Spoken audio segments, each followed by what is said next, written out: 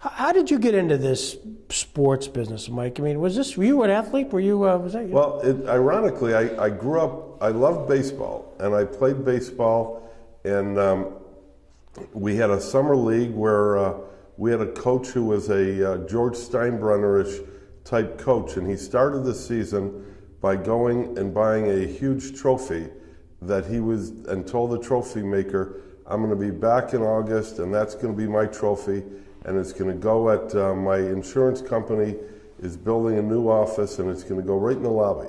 And then he went out and he acquired the top local pitcher who was in another area of our village at Kenmore, and I think that he gave his parents a college, a down payment on a college scholarship just to get the guy on the team. And then he got another guy who could hit the ball a country mile, and I played first base. And I also love to keep stats. So when we went in after the first win to turn in our scores at the Town of Tonawanda Rec Department, they had a form there to fill out a box score for the Tonawanda News. And so the coach gave me the book, said, here, fill it out. And then it said, put one highlight in. So I put one sentence in. The next day, the box score's in the paper, and that sentence. So the next game, I said, geez, I'll try for 2 sentences. Well, being the type Triple A personality I was, and am. I was going to say, don't limit it. The end of the season, I was writing pages. So the sports editor of the Tonawanda News called them and said, who's doing this? And he got a hold of me, and at that time I was going into my sophomore year at Cardinal O'Hara High School, and he said, I need someone to write sports for O'Hara. So I quit playing and I began a sports writing career as a sophomore in high school, and learned at an early age the power of the pen, and learned how to get into places that I probably shouldn't have, and got people to tell me things they probably shouldn't have told me, but it started, and that began a career in sports writing. How did you connect with the Courier Express?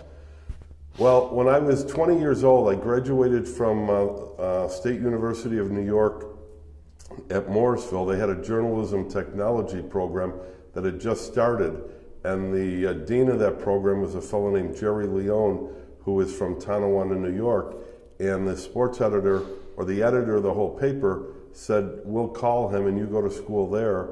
We know him and you'll do well there. So when I graduated, Tonawanda had a full-time job, and my parents said, no, finish your education, because I was accepted at Bonaventure and Syracuse to finish my bachelor's in journalism. And I said, no, I want to take the job. I'll go to night school. I'll finish my degree. So here I am 39 years later, and my wife, Debbie, just finished going back to school and getting her master's with honors in accounting after going back and getting a bachelor's in business. So she's given me the inspiration to look at going back to Buffalo State College, and I only have a little ways to go because I have a lot of credit, and I want to finish that bachelor's because I promised my dad, and he passed away 12 years ago, and I want to fulfill that promise. When you were at the Courier Express, did you do sports there, or did you do other stuff? Well, I was, after 2 years, right after the blizzard of '77, I got called. I was covering everything at the Tonawanda News. I went from sports writer to sports editor, and because we were a small paper, it was a daily though, I was able to cover all the sports, the Sabres, the Bills, the Braves at that time, along with high school sports. We created a summer baseball league called the Tonawanda News League that allowed kids that were in high school, and each team had 4 veteran players that were in their 20s and 30s, and some were even in their 40s, that could still play baseball. So it was a great blend, and it was a great league that we founded there. So after doing that, the Courier Express called and asked if I would be interested in coming and interviewing for a full-time position on their high school beat. So I did that. There was a Page One Award between the Courier, the Buffalo News, and the Tonawanda News, and the very first year that I was in, I won the Rookie of the Year among all 3 of the papers. And then my first year at the Courier, I broke a story on the city side and won an award for best story under pressure of the deadline. So I always considered myself more of an investigative reporter than a sports writer, but I still enjoyed writing sports, and I had the advantage of not only doing high school, but was versatile enough. I covered a lot of different things.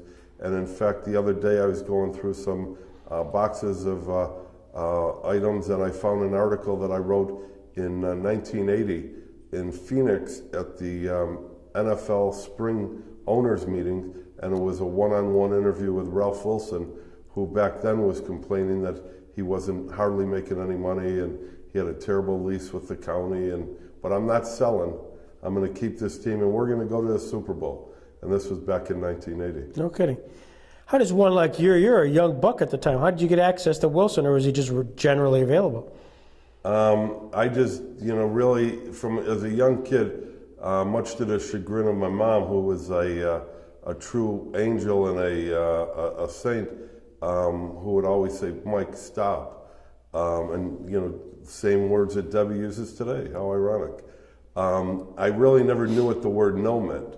So, I would follow him, and I caught him coming out of a room and, said, Mr. Wilson, I'm from the Courier. And he said, Larry Felser isn't here from the news, is he? I said, no. Good, I'll talk to you. So we sat down and had an interview. But I always seem to be in the right place at the right time. Another article I found that I wrote that I never even realized was back when the Knox brothers fired Punch Imlach and Marcel Pronovost in the same day, and Punch is leaving the building, and I was there with the first woman sportscaster in Buffalo named Annie Simon, and she went to turn the camera on, and Pronovost looked at her, said, you turn that camera on, I'll smash it to pieces. And she didn't turn it on. Nowadays, they would have easily turned it on, but some fond memories with that. But I was at the Courier right up until Buffalo became the first city where the morning newspaper closed, and that was in the fall of 1982. What was that day like when you got the word? Well, ironically, I had a source. The Courier Express owned Courier Cable at the time, and a friend of mine was in the Courier Cable offices, studios, doing some editing work, and they heard some noise in the boardroom next to him, and they heard someone put their fist on the table and said, Roger Parkinson, who at the time was the publisher, if you don't announce this afternoon that you're closing the Courier in like 6 weeks, you're fired. So this person calls me up, and I said, what? Because everyone at that point thought that Warren Buffett and the news were the ones that were going to go under, because we're in competition with the Buffalo News for the morning paper, and they came out with a Sunday morning paper. So I immediately called Bob Rich, who was on the in with, and this was long before the Bisons, and I said, hey, I got a tip for you. It's going to be announced today at 4 o'clock that the Courier is closing. He's no, everyone's saying the news. He said, give me a minute. And he made a call to Roger Parkinson, who was like, how did this birdie come out? And, he called me back. He said, don't worry about a thing. Come and see me, for a job. And was this junior or senior? Bob Jr. Junior, okay. And sure enough, the Courier, it was announced that day. And then Rupert Murdoch was going to come in here and buy the paper, but he wanted the truck drivers to be all fired and then hired as independent contractors. And we, the editorial people, had taken the truck drivers into our union. So if they went out, we went out. And we were at a meeting, and the truck drivers said, no, turn that offer down. There'll be others. They aren't going to let this paper go. And I remember standing up and saying, if you vote this down, you're going to vote yourself out of a job. And I turned around and I said, I vote yes. And I turned around and walked out of the place, and sure enough, they voted no, and the paper closed. Yeah. How did you know Bob Rich? When I was writing for the Courier, the Empire State Games had started, and they were statewide amateur Olympics held here in New York State. And the second games, I was assigned, and they were in Syracuse, New York. So they're held in August, and it was late July, and I had to do a story. So I'm looking at the list of sports, and they had a sport called team handball. I had never heard of it, and there were all these names Rich on it, including Bob Rich Jr. but he had another rich family work for the Riches, and it was Howard Rich, Jay Rich, Jacob, and Paul Rich, and then Bob's son was on there.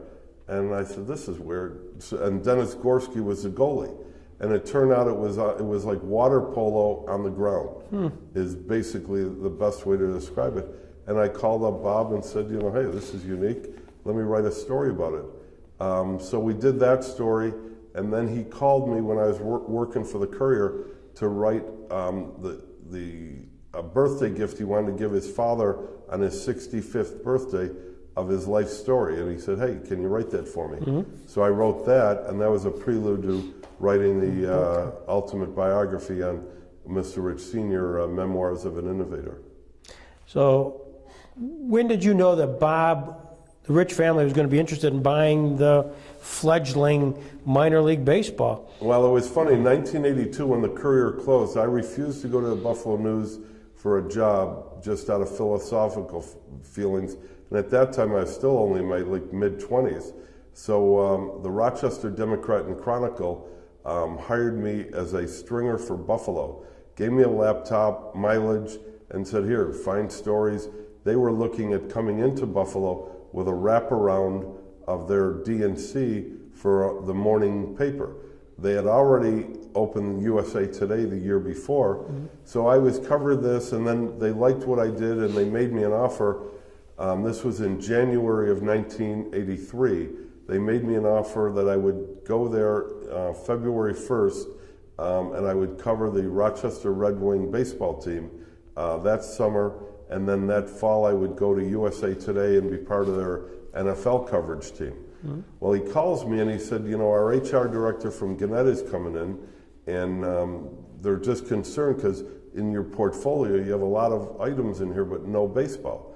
And I said, well, Buffalo only has this little AA team and not much baseball. He said, look, he's going to be here in the morning. Write me a baseball story today. So here it is, late January. So I called Vince McNamara, the former president of the New York Penn League, and I said, Vince, I need a baseball story. And he said, well, ironically, this was a Monday. He said, Pat McKernan just got into town, the president of the Eastern League, and Jimmy Griffin and 100 people own the AA team that hardly drew any people. And he said, if it's not sold to a local investor in Buffalo by this coming Thursday, it's going to be moved to another city, and we're going to lose our team. I said, well, that's a pretty good story. So I got a hold of the mayor, got a hold of the general manager, and they had no local interest at that time. Everyone was saying they're not interested. So Rochester ran the story as a front page, copyrighted story that appeared the day the HR guy from Gannett's coming in, and then I was told, stay on top of it. So the next day, I called Vince, and he said, hey, a local guy is showing an interest, but you can't use his name, and don't tell anyone I told you, but it's Bob Rich.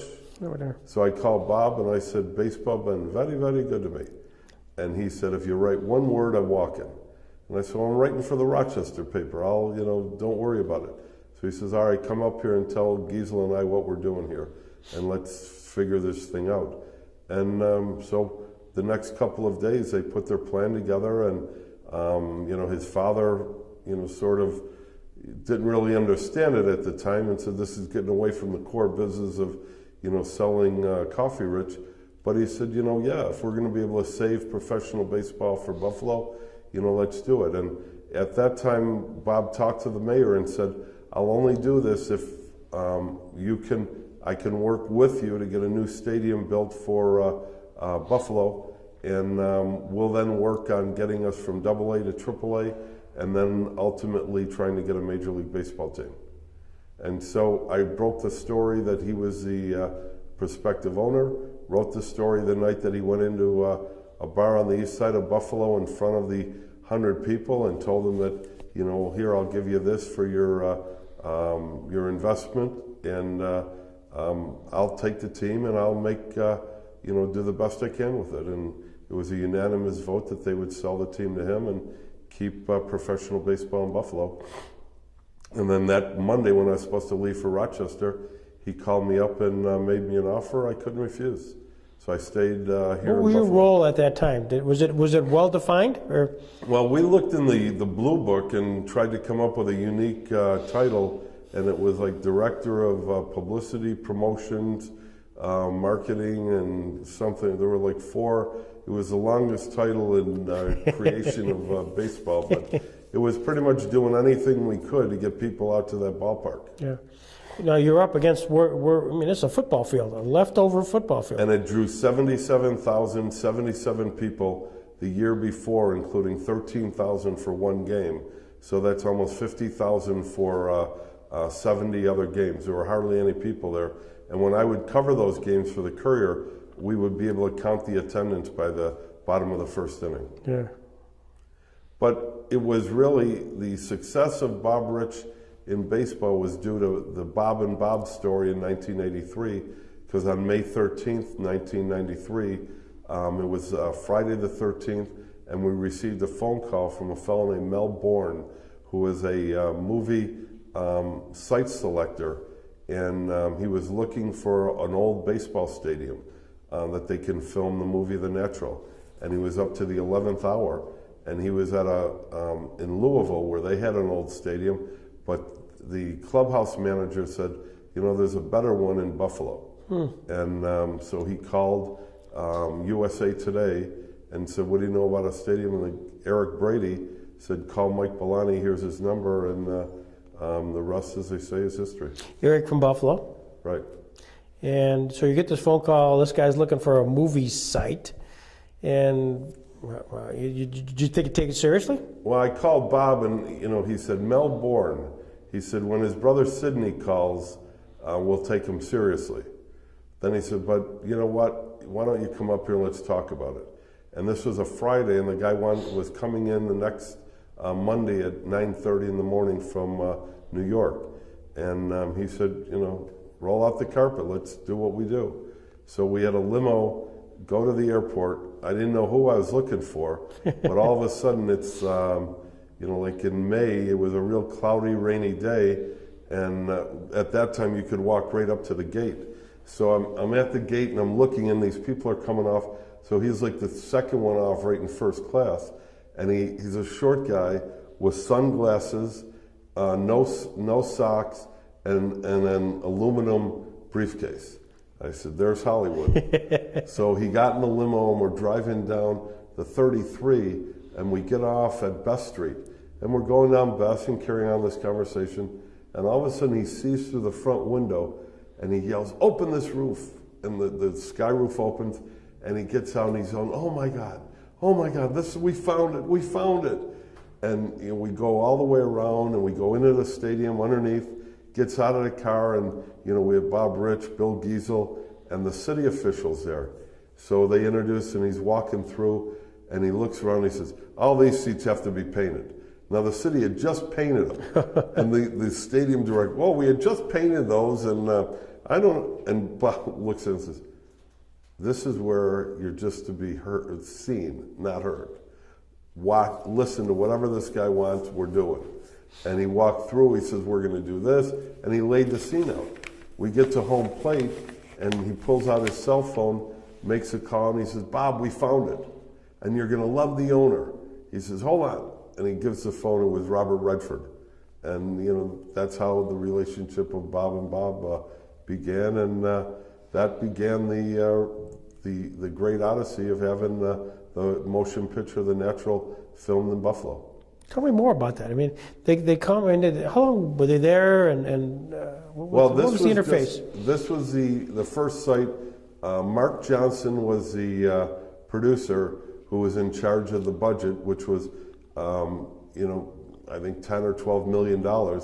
And the way that I saw it is they had an accountant, and the accounting department literally started at $12 million up here, whatever the number was. And then all these expenses would go until, they ran out of money. And they just spent money like it was, going out of style.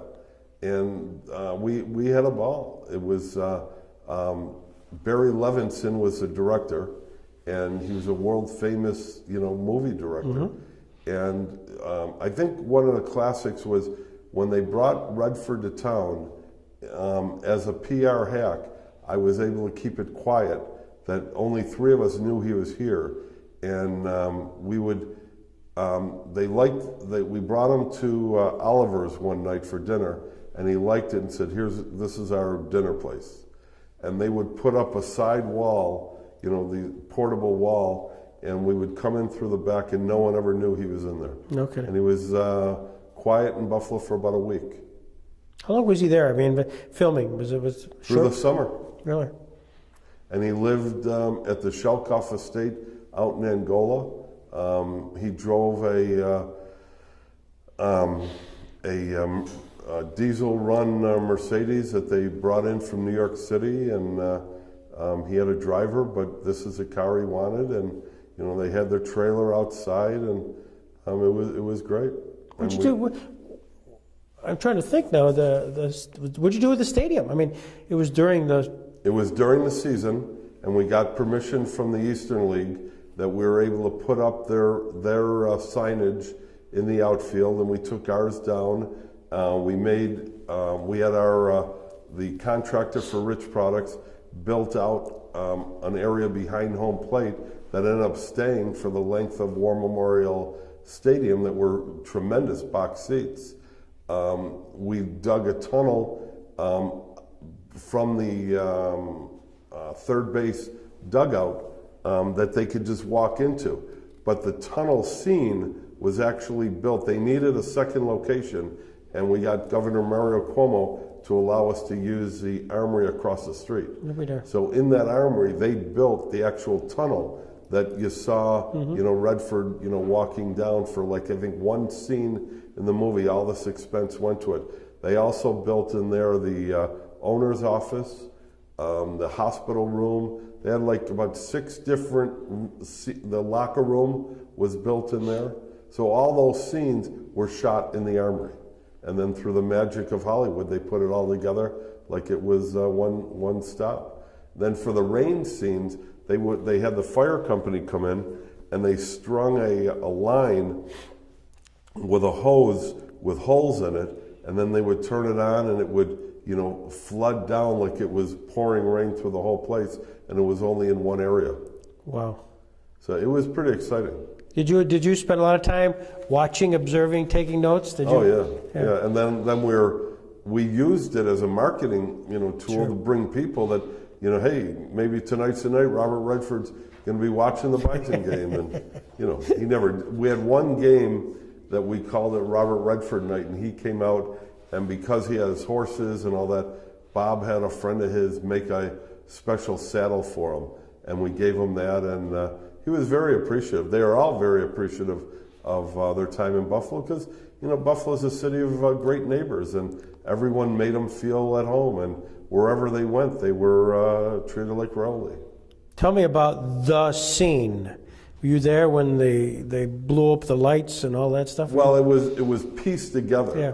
But they were shooting balls out of a cannon, and it was funny because they busted about a dozen seats in the outfield, you know, shooting the balls up there, and then finally they got the scene that they were looking for, and then they put all the explosion around it. Yeah. But I'll never forget just watching the Redford do the trot around the bases, and then the players that were on the sideline, you know, cheering them and all that. It was pretty exciting. Did the Bisons keep much memorabilia? I mean, as for you being a publicity guy, just for future use? Yeah, and it's shown John Boutte, who runs the Hall of Fame Museum right inside the ballpark, has a lot of it and has put it on display there. So what was your walk away when you sat down and watched the movie for the first time? Did they have a premiere in Buffalo? We had a premiere in New York that Bob Rich's son was in the final scene of catching the ball, and we were all invited to go to New York, and they flew us down and put us up in a hotel, and we went to the actual premiere, and that was you know, quite exciting. But I think in watching it, I probably regret that I didn't push to be like one of the sports writers in the movie to play. But I was too busy, you know, making other things happen, and making sure they got what they needed. Yeah. And that was our mission of, make sure everything they want, they get. Well, it was a publicity coup, not only get it, but you're the best marketer of that aspect. 'Cause, to this day, we're talking about it, and it's Buffalo baseball. Right. And every time you see the movie, it's, Buffalo, New York. Yeah, it's incredible. So at some point, when did you know that Bob was going to be serious about getting right out of the Eastern League and into the Triple A? Really, right from the start. He's a phenomenal businessman, as he's seen now of a multi-billion-dollar privately held business in 2000 in the food industry in 2014, when conglomerates are just buying up everybody. And I couldn't even imagine how many no's he has said to people that have been wanting to buy rich products over the years. But he's the epitome of setting goals and working as hard as you can to achieve those goals. And when we started, his 3 goals were to get from AA to AAA as quickly as possible, get a new stadium built downtown, working with the mayor, and then to get Major League Baseball to Buffalo. What was the tipping point in getting the stadium? I know that's often easier said than done. You got to convince the governor, you got to convince the legislature. But who was your go-to guy to make that happen? Well, I think Chuck Rosenau, who worked for the mayor in community development and pretty much was the mayor's lead guy on that project.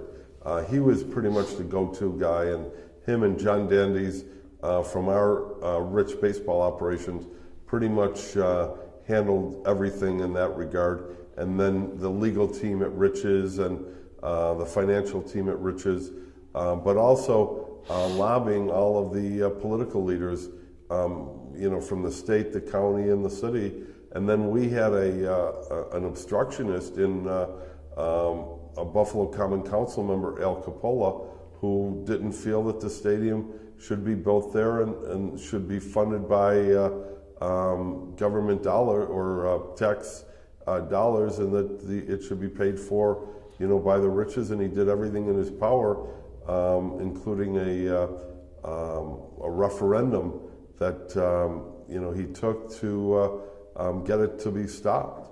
And we went and we challenged his petitions and found that many were fraudulent, and he didn't have enough to make the thing happen. So it ended right there, and the stadium was built. I remember April 1988 because I had a press pass and I was front and center.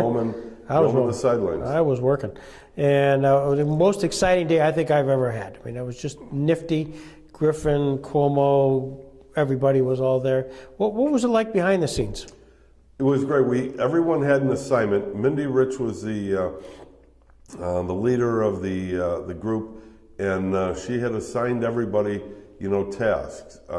John was going to be with this group. I was responsible for, Pittsburgh was our parent organization, and we had Sid Thrift and the Pittsburgh ownership, and along with the governor and the mayor, and we had the Jersey transactions with them, and then we had the ribbon cutting that was outside, and the late Ralph Hubble was the MC of that event, and all the associates that we had working for the ballpark, and all the ushers and ticket takers dressed in their sport coats were all up on the upper deck looking over that corner of the ballpark as the ribbon was cut and the stadium was officially opened.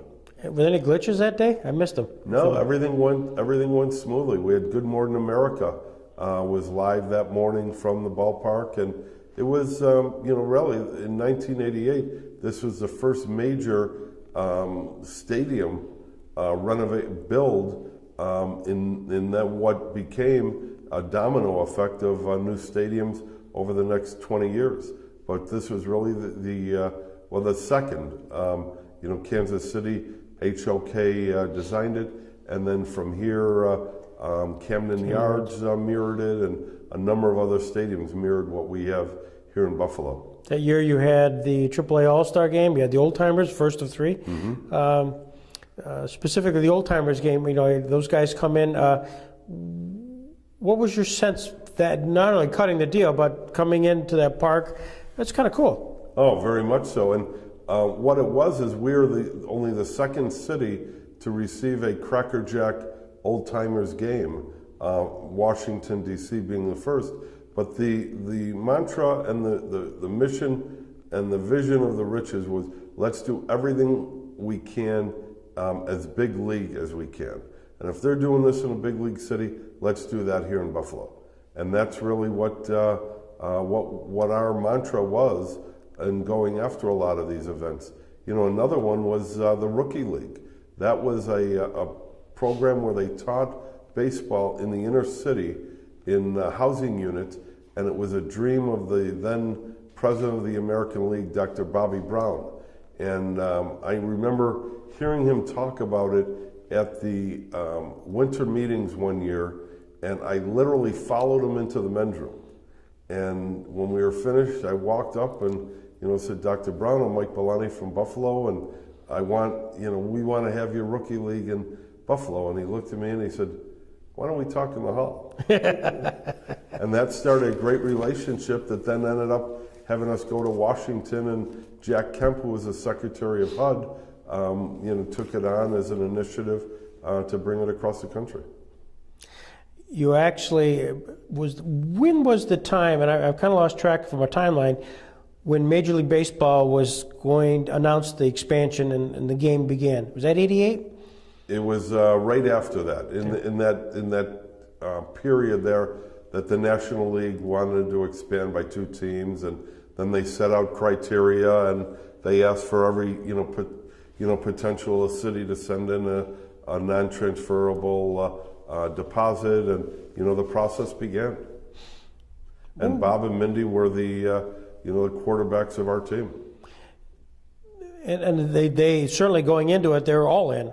I mean, you guys had everything, every bell and whistle blowing, and you were on the forefront of all that, Mike. Yeah, it was a lot of fun, and they hired on an exclusive contract the accounting firm of Pete Marwick out of New York to crunch the numbers. And I'll never forget when the National League owners came to Buffalo, and Pete Marwick gave them a slideshow, and they showed where salaries were in that year, and then they projected out and said, if we don't have revenue sharing, we're going to be looking at salaries of $100 million. And Bill Giles, the president of the Philadelphia Phillies, said, I'm looking at our future and I don't like what I see. Mm-hmm. And Bob asked him point blank, where does revenue sharing stand in the future here? And it wasn't. Right. And that really, it was the economics that really sealed our fate here. They didn't pick 2 cities, they picked 2 states. Florida and Colorado got the franchises. But when you look at the dollars, it was $95 million just to get in. That was the fee. And they had set it up where they were getting 9 groups at $10 million each to enter the game. And then the Riches would fund the operation of the club. They'd be the managing partners, much like the Knoxes were in hockey. And the problem was, and we had a lot of people that were expressing interest of putting dollars in, but without shared revenue and looking at the expenses of not only salaries but just the operation of a major league franchise, we're looking at what ticket prices for an 82-game season would cost, and compared to what we were charging, those were astronomical, and we just didn't have the corporate backing here to buy all the sponsorships. And then the TV market was getting smaller because all of a sudden Toronto was there saying, well, wait a minute, our market goes to here. And the New York Yankees saying, well, we own this portion. So all of a sudden we're looking at a small little area that we could, sell as our TV portion. So the dollars became, didn't make a lot of sense. And, when they finally made their decision, Bob and Mindy, it was very disappointing because they worked so hard to get there. But they said, for the fans of Buffalo, look at the struggles the Sabres and Bills, have gone through and what their prices are.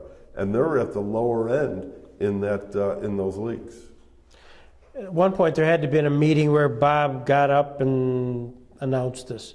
Was the crowd sort of crestfallen? Yeah, it was disappointing because that was what our goal was, and we saw how hard they worked. We tried to do every little thing to give us the edge. We'd go to the winter baseball meetings, and Kenny Lehner, who now owns his own independent baseball league team, and I and Mike Buchkowski, we were the clandestine trio that we had gifts for every major league owner, and we had to try and find out where their room was, and get them this gift delivered to them, and it was wild. But we made it a point to make sure they knew that Buffalo was not going to be a silent entry into this race. Did you get a sense where you were at that time, when the pecking order of life? Well, I think I know for a fact that all of the major league owner they liked Bob and Mindy, and they were they accepted them into their group, and then it just came to where they envisioned the market to be as they went down the road, and they saw better opportunities with the state of Florida and Colorado. And ironically, Huizinga and company wasn't even part of that group. Correct. I mean, they weren't competing. Yeah. Yeah, it was amazing how it all ended. And that was, you had 3 years, I think, of 1 million plus people at the ballpark. It was a remarkable run. It went from 1988 to 1993. Is that right? And we just worked our tails off, and I look at it, and I put all kinds of blood, sweat, and tears into being at that ballpark 72 days a year during the season, and then the off season was spent keeping the interest up. And Mindy created a tagline of every game is an event, yeah, and we made sure of that. You, Mike, you are the P.T. Barnum of minor league baseball. You won all the awards that were available variously, but there's got to be 2 or 3 kind of highlight promotions where you say, Greg, let me tell you about this one. Really off the wall. Well, I think the number one was, I think it was the second or third year that we were assured of having 1 million plus fans. And I said, let's go to the insurance company. And we talked to our insurance company that talked to Lloyd's of London, and we got them to insure if a grand slam was hit, that they would pay $1 million. And they did all the math, and they didn't want to do it because of corruption. We could have easily bought the other pitcher and a hitter and set it all up, and we could have pocketed $1 million. But we had to sign all these agreements, and players had to sign. It was incredible. But we finally got the deal done, and it was called the $1 million celebration. And every inning we would pull a fan's name, bring them down. They'd sit in the front row, and one inning, bases were loaded, and Eddie Zambrano hit it out to the warning track in right field, and we're all like, go, go, go. And Joe Overfield was sitting there saying, nope, it just isn't high enough. And sure enough, it was caught on the warning track. That would have been spectacular if we would have given away $1 million. Yeah, unbelievable. Characters, Buffalo Bisons characters. I mean, you had the Butcher, you had the Earl of Bud. I mean, you had some characters, but is there a couple that jump out for you, Mike? Well, I think certainly Rocky Bridges. Right, Rocky Bridges. Here's Bob's first manager, and Rocky comes to town in the middle of winter. We had him on AM Buffalo, and all he did was chew tobacco and spit it into this cup, and sometimes didn't make the cup. And we're in Bob's house, and it goes, and we all look at the floor, and it like passed him right by, like he didn't really care. And he was just he was almost the epitome of the classic baseball face. And I mean, he had like 9 names leading up to, it came down to Rocky Bridges, but he had like these 9 names. It was just, he was such a character. And he had all these whimsical, tales. And we can never win the big one, though. that was what probably frustrated. And when I finally retired from there in '94, it was before they started winning a championship. Never won a championship in Buffalo. We came close, but never won it. And we did everything we could to cater to the players and managers just to win, because Bob felt that's had that feeling for the city, that this city deserves championships and then multiple championships. But it was a lot of fun.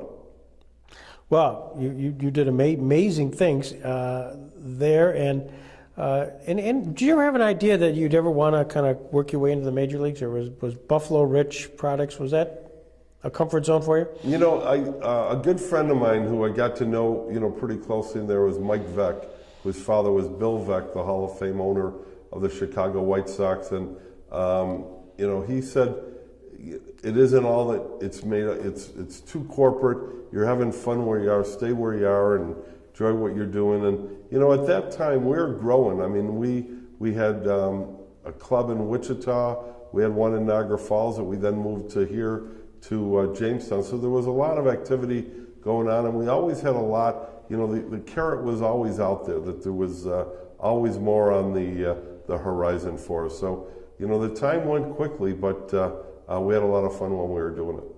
And the reason they initially got these extra ball clubs, whether Wichita, Niagara Falls, was that the idea? The idea was to have a minor league system ready to go major league wise? Yeah, the way that Bob and Mindy saw it is they wanted to be really the first ownership group to own and operate their entire system. Of all the minor league clubs. We knew what we were doing in Buffalo. We did that in Wichita. We did it back here, and do it at all the levels. What's your legacy? I mean, you've done so much since baseball, but when Buffalo thinks about Mike Billoni, they think of you and the Bisons. What's the legacy there? I have two. Number one, I'm glad I never got married and waited until I found my gorgeous bride, Debbie, 8 years ago. We're celebrating an anniversary in September, so that's a happy point.